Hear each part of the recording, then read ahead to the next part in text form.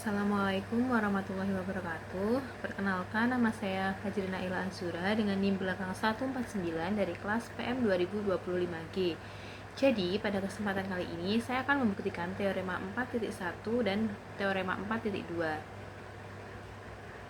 Nah, teorema 4.1 atau disebut dengan kaki-kaki. Teorema ini itu berlaku hanya untuk segitiga siku-siku. Nah, jadi teoremanya berbunyi diketahui antara kesesuaian antara dua segitiga siku-siku. Jadi ini ada dua segitiga siku-siku atau antar segitiga siku-siku dan dirinya sendiri. Nah, jika kaki-kaki segitiga siku-siku pertama itu kongruen dengan kaki-kaki yang bersesuaian pada segitiga siku-siku kedua, maka kesesuaian itu adalah kongruen. Nah, jadi dari sini kita dapat diketahui ada segitiga RST dan segitiga XYZ. Nah, di sini gambarnya. Kemudian jika kaki-kaki segitiga siku-siku pertama kongruen dengan kaki-kaki yang bersesuaian pada segitiga siku-siku kedua, jadi kaki-kakinya pada segitiga yang pertama ini segitiga RS ini kongruen dengan kaki-kaki pada segmen XY pada segitiga kedua. Kemudian kaki-kaki ST sini juga kongruen dengan kaki-kaki YZ atau segmen, sama saja. Kemudian kita membuktikan apakah segitiga RST itu kongruen dengan segitiga XYZ. Jadi yang pertama tadi kita kan mengetahui ada segitiga RST ini, segitiga RST dan segitiga XYZ itu adalah siku-siku. Kemudian, nah, dari langkah yang pertama kita dapat mengetahui bahwa sudut S ini kongruen dengan sudut Y. Mengapa? Karena sudut siku-siku itu selalu kongruen karena besarnya sama, yaitu 90 derajat. Nah, kemudian pada langkah ketiga kita tadi sudah mengetahui bahwa segmen RS ini kongruen dengan segmen XY dan ST ini kongruen dengan YZ. Nah, dari langkah 2 dan 3 kita dapat mengetahui bahwa segitiga RST ini kongruen dengan segitiga XYZ dan ini juga sesuai dengan postulat sisi sudut sisi. Nah, jadi ini sisi sudut sisi, ini juga sisi sudut sisi. Nah, jadi terbukti bahwa segitiga RST itu kongruen dengan segitiga XYZ. Selanjutnya kita akan membuktikan teorema 4.2. Nah, teorema 4.2 atau biasa disebut dengan teorema sudut sisi sudut. Nah, jadi teorema ini berbunyi diketahui kesesuaian antara dua segitiga jika dua sudut dan sisi apit, jika dua sudut dan sisi apit itu pada segitiga pertama itu kongruen dengan bagian-bagian tersebut yang bersesuaian pada segitiga kedua, maka kesesuaian itu adalah kongruensi. Nah, jadi dari sini kita dapat mengetahui, misal, nah, ada segitiga ABC, segitiga ABC dan segitiga DEF. Nah, dari teorema ini kita dapat mengetahui juga bahwa sudut A ini kongruen dengan sudut D dan sudut B ini juga kongruen dengan sudut E.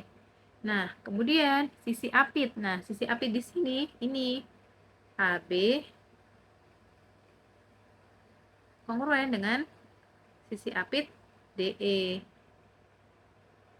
Kemudian kita buktikan nih, apakah segitiga ABC ini kongruen dengan segitiga DEF. Nah,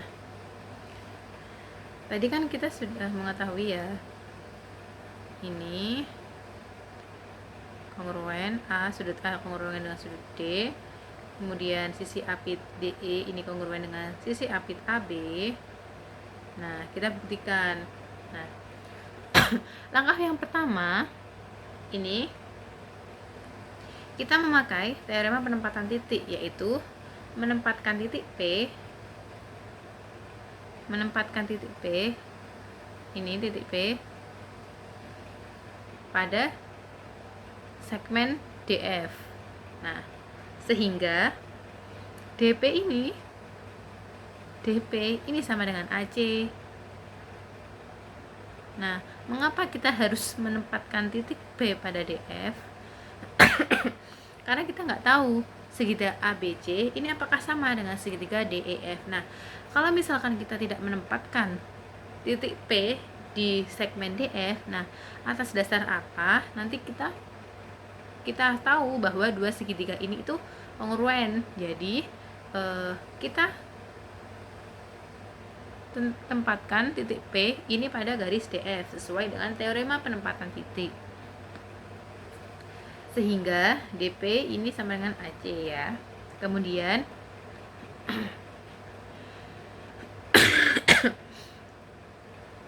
nah, karena DP itu sama dengan AC, pada langkah kedua kita tahu nih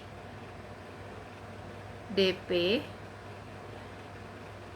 ruas segmen DP ini kongruen dengan segmen AC karena sama ya, berdasarkan definisi ruas garis yang kongruen.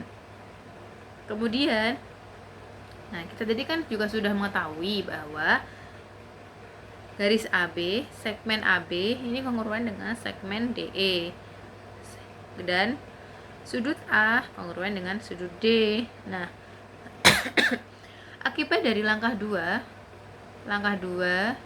dan angka 3 serta postulat sisi sudut sisi,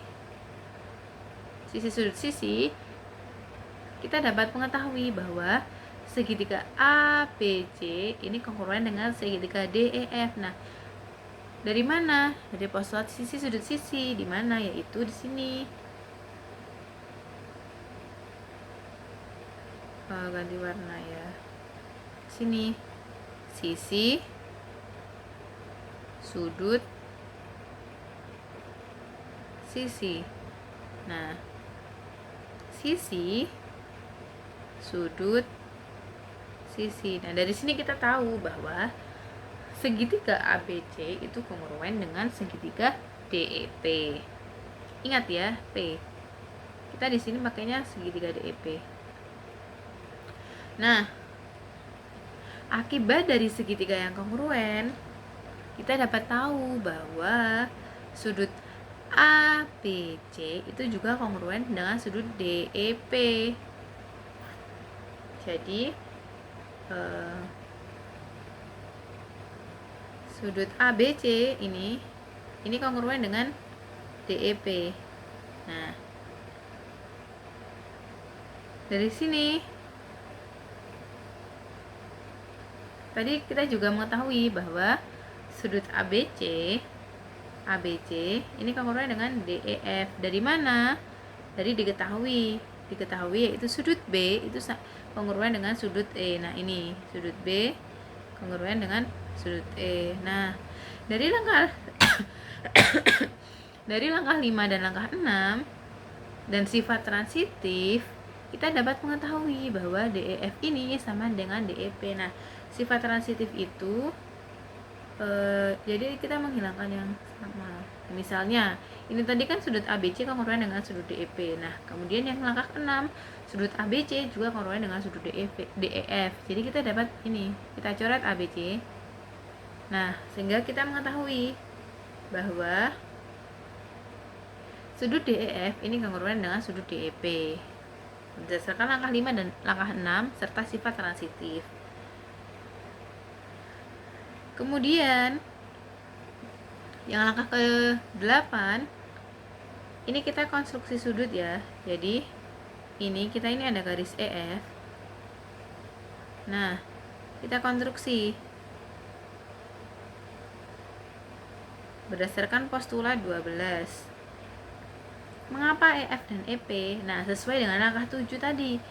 Kan ini tadi langkah 7 bilangnya sudut DEF itu kongruan dengan sudut DEP. Nah, ya di mana yang kongruan itu artinya kita mempunyai sisi yang bersesuaian sama panjang dan sudut yang bersesuaian sama besar.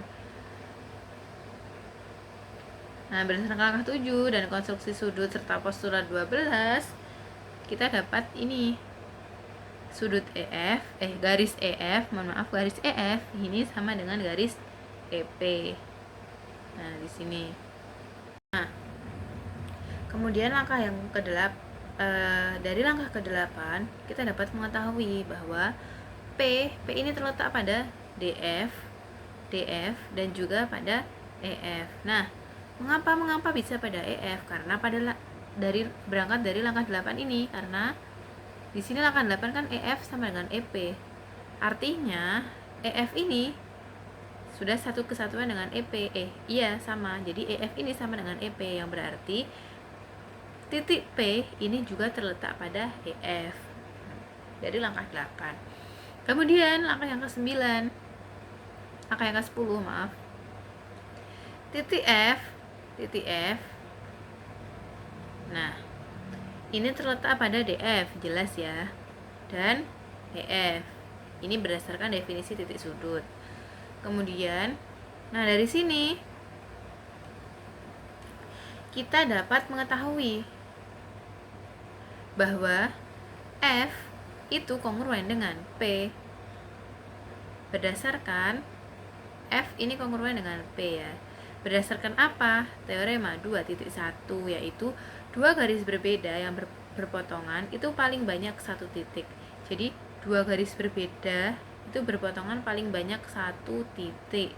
Maka kita dapat menyimpulkan bahwa P itu sama dengan F. Jadi F itu ekuivalensi dengan P.